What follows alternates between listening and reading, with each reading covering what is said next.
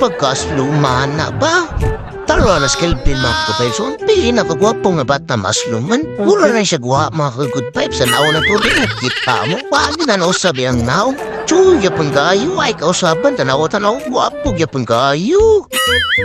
Tu, aras madam minit.